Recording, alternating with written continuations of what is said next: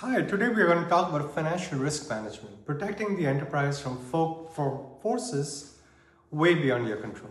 Financial risk management is a discipline of identifying, measuring, and mitigating the financial uncertainties that can threaten even well-managed companies.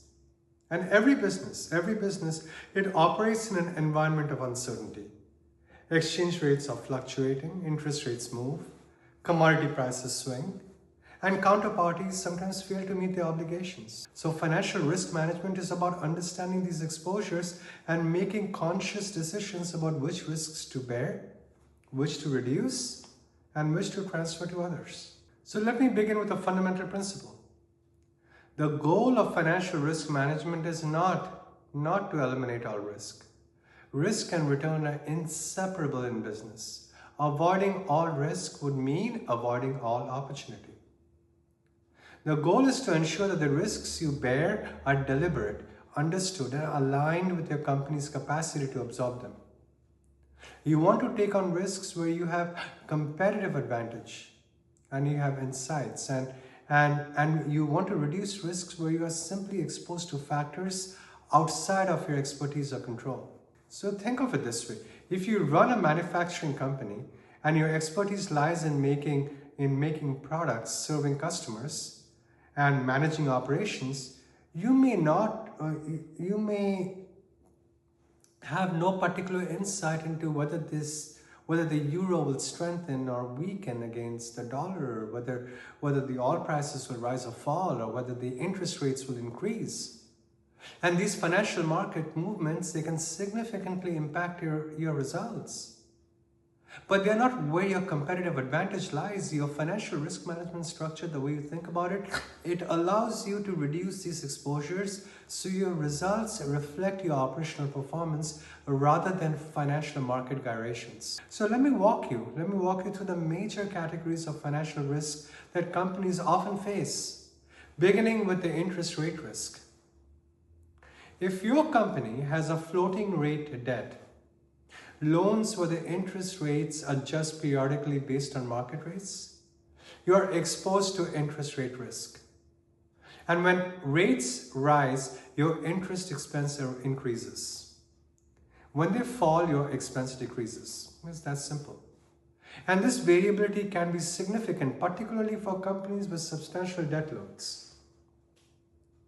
The magnitude of interest rate risk, it depends on how much floating rate debt you have and how sensitive your business is to interest expense changes. A company with modest debt relative to its cash flows may find rate fluctuations manageable. A highly leveraged company may find that interest rate movements materially affect profitability and even visibility. Managing interest rate risks also involves choosing the mix of fixed and floating rate debt. Fixed rate debt, what is it? It provides certainty, right? You know exactly what your interest expense will be regardless of what the market movements might happen. But this certainty comes at a cost. Fixed rates typically include a premium over the current floating rates to compensate lenders for bearing that market risk. Floating rate debt is often cheaper initially, but it exposes you to what? The rate increases. So many companies, they maintain a mix, perhaps keeping half their debt at fixed rates and the other half floating. And this approach, it balances certainty against cost, ensuring that rate movements affect only a portion of total interest expense. The appropriate mix depends on your risk tolerance, your view of rate direction, and your ability to absorb variability. Currency risk, also called foreign exchange risk, it affects any company with international operations or transactions. If you sell products in Europe and receive euros, those euros must eventually be converted to your home currency. And if the euro, let's say, weakens between when you make the sale and when you convert the proceeds, you have received now what, fewer dollars than you expected? The sale was profitable in euros, but less profitable or even unprofitable after translation. So the currency risk has two distinct components that are often confused. You have the transaction exposure, and that arises from specific transactions that are denominated in foreign currencies, a sale, a purchase, a loan. And you know the foreign currency amount but not the home currency equivalent until the conversion actually occurs. And the translation exposure, it arises from consolidating the foreign subsidiary's financial statements into your reporting currency.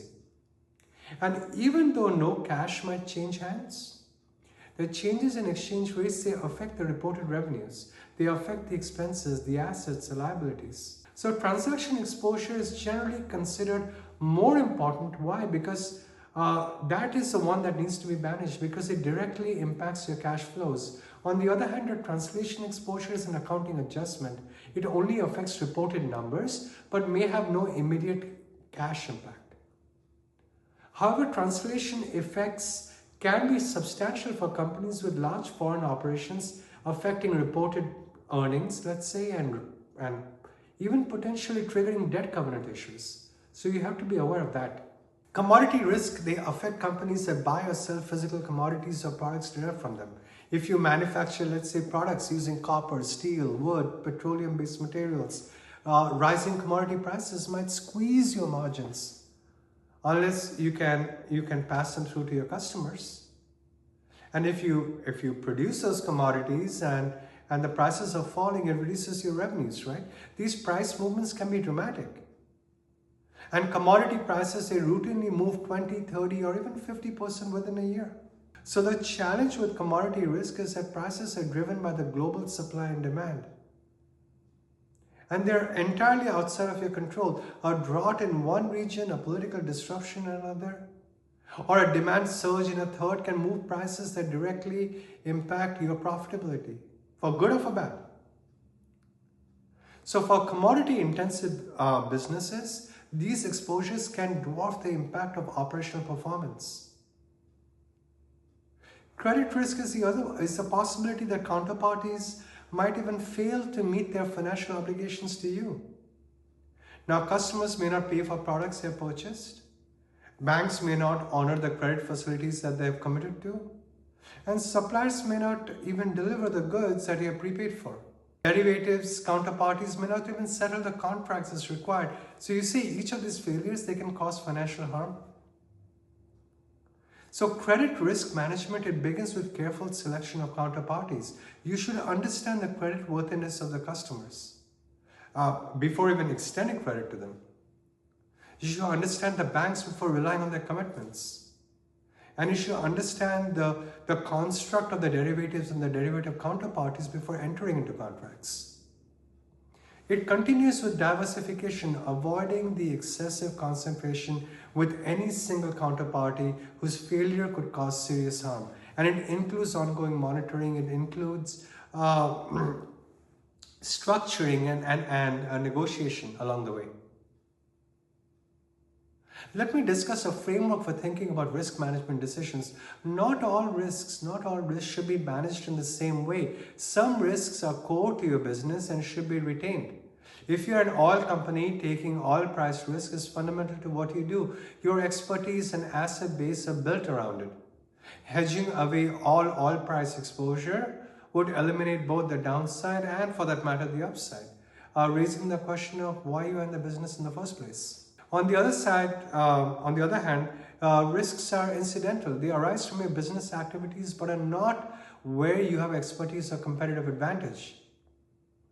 A manufacturer's exposure to currency fluctuations is typically incidental. They happen to buy materials or sell products internationally.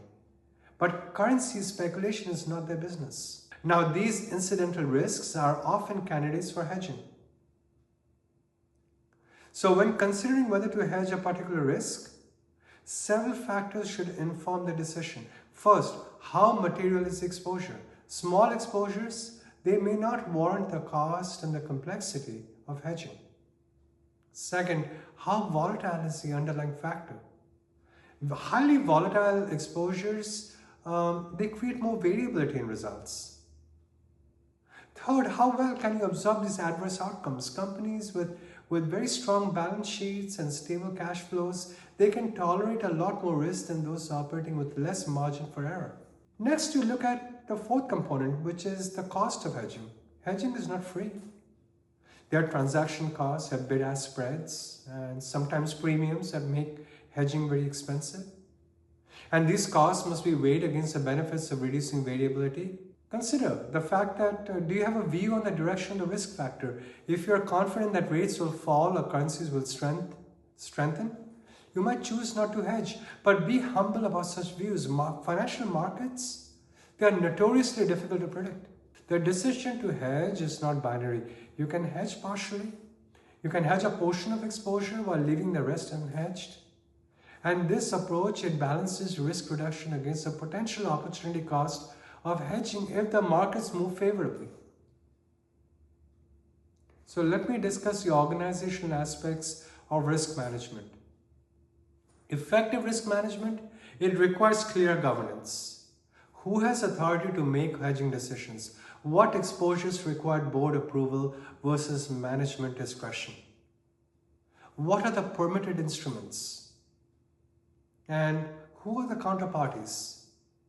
And these are the questions that should be addressed in written policies approved by the board. So risk management also requires some robust processes. Their exposures must be identified and measured accurately. Hedging transactions must be executed properly and documented, and it should be documented thoroughly. Positions must be monitored continuously and valued regularly. Effectiveness must be assessed. It must be assessed to ensure that hedges are working as intended. And these operational elements are essential. Failures in execution can create losses even when the strategy is sound. Communication is another critical element. Leadership and the board, they should understand the company's major risk exposures. They should also understand the hedging strategies in place and the potential impact of various scenarios. Risk management should not be a black box that only specialists understand. Regular reporting on exposures, on hedging positions, and mark-to-market values, it keeps the stakeholders informed. So I want to address some common pitfalls in risk management. The first is confusing hedging with speculation.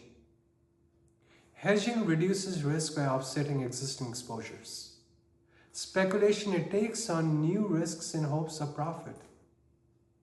A company that hedges is let's say its expected copper purchases is reducing risk.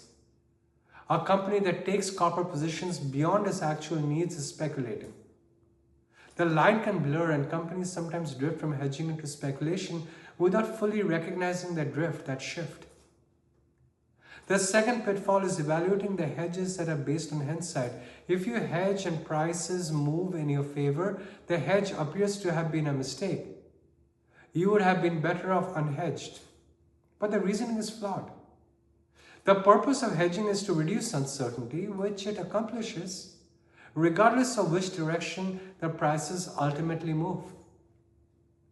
Judging hedges by outcomes rather than by whether they appropriately manage risk, it encourages abandoning discipline precisely when it is most valuable.